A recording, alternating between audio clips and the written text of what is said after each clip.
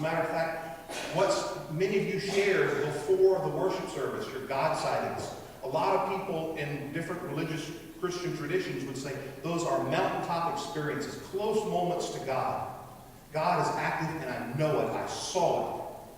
I can tell you about it. And that's not wrong. That's a good thing. That's a good thing to share. Jesus goes up and they see Jesus transformed. If you have a different version of the Bible than what these red ones, it might say his clothes became very dazzling white, as such as no fuller could bleach them. No one could make something. It was so beautiful they couldn't come up with the words to describe it. This unusual beauty. It's like, wow, all I know is I've never seen anything like that so beautiful before in my life. No fuller could bleach these things so clean. And then they saw two other people, extra credit. Who did they see with Jesus? Elijah, yes. And law and prophets, who both had their own mountaintop experiences. Moses went up to receive, actually he went up and God confronted him with the burning bush, you may remember, from Exodus at the beginning. Again, in Exodus chapter 19, he goes up and it's a very similar experience when he gets the Ten Commandments, or just, I say the commandments. You number them however you want. It's smoke is filling the air, and there's an awe. God's presence is there. Elijah has some mountaintop experiences too. You may recall that story of the still small voice. Yeah, he heard God in that still small voice. So these folks with their mountaintop experiences come and share. The audience of heaven comes and shares this mountaintop experience with this inner circle of disciples. And Jesus himself is present with them. And they see something beautiful. They can't describe it. And Jesus is talking with them. And here's one of the little insider jokes. I always wondered, they didn't have a lot of photographs of Old Testament figures. How did they know it was Moses and Elijah? I'm not saying it wasn't, but it's just one of the things I'll have to ask when I go to heaven. I mean, were they wearing football jerseys with the names on the back? Team Moses.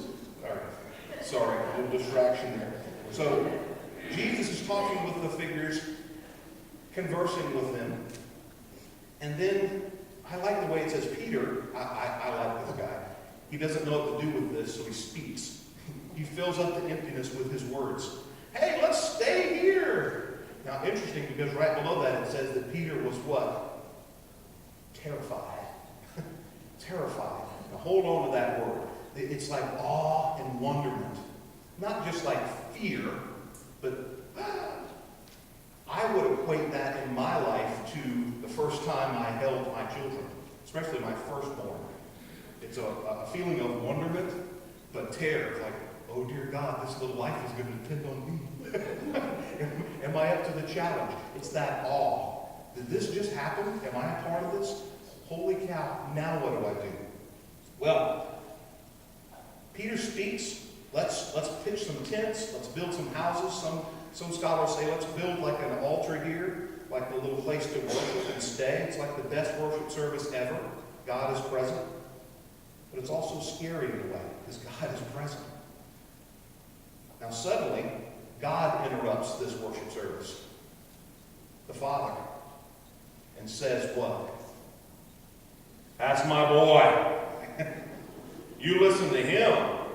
Now, I don't know if you took it this way or not, but in my translation of the Bible, it's got an exclamation point behind that.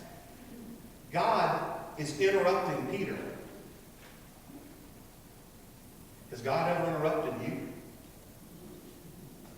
Has God ever interrupted you, especially when you think you're saying the right things, or doing the right things, or doing something that's really, really religious, so this has got to be what God wants me to do.